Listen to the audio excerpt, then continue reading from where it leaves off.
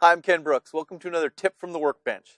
Today we're going to do something that's not really for a beginner, because when you're first starting out, money's usually a little tight, and so you kind of got to watch what you acquire.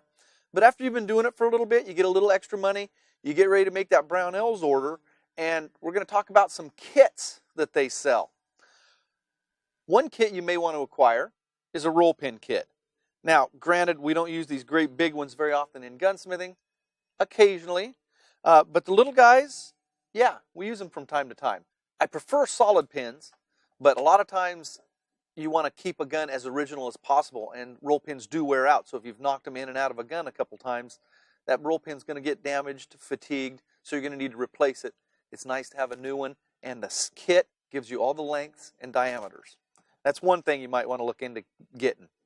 The next is a detent kit, Detent Ball kit. Now, you use these for all kinds of things. Normally, it's a safety detent of some sort, but they can be act as a plunger. The larger ones you can use to shrink a hole. Place that ball bearing over the hole, hit it with a hammer, it'll swage down the top of that hole. So the larger ones come in handy as well. In conjunction with our detent ball is the detent spring kit. Now, these are extra long, so you can trim them to the correct length, but they're the right diameter for each detent ball in the kit. It's nice to not have to dig through a batch of springs and try to find one that's close for a detent ball. You got the exact size spring you need. The next two kits I want to show you are shotgun bead kits. Okay, each one of these are small beads, shotgun beads, and they come in different thread pitch. 356, 356, but the bead gets a little larger. These last ones are, oh, that one's 356 and 648. Now, this other set has a little larger beads. These are 648s, and the beads are a little different shape. When a gun comes in, you don't know what the shotgun bead size is going to be.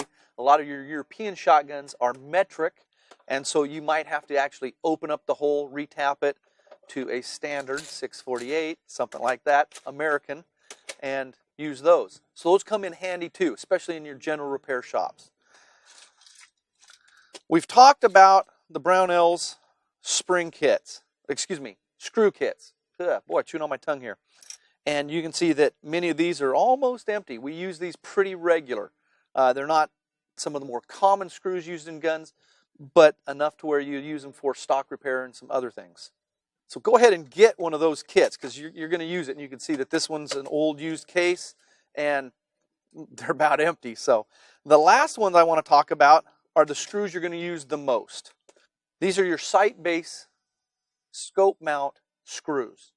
You've got your angled heads, square heads, 648 and 840. Those are the two most common that you're going to use. So get this set. You will use it. You'll go through them quicker than you'll believe. And in conjunction with that, you're going to want to get the same setup, but in Torx. Torx has really taken over. A lot of the companies are going to it. They work well. And if a customer's got a gun and it's got scope mounts or sight mounts, and they've all got Torx, number 10 Torx screws in it, and he needs his scope mount, if it's an emergency, you can put in anything you want, tell him to come back. But if you put in a straight slotted one, and the rest of his are Torx, some guys get actually kind of nasty. So you want to be able to match them up. So the more variety you got in these screws, the better. Again, just some kits that they aren't super cheap, but they are necessary. Once you've got a little extra money, you can invest in these, do it, and then charge accordingly. You'll make your money back on these, definitely. I'm Ken Brooks, and we'll catch you next time.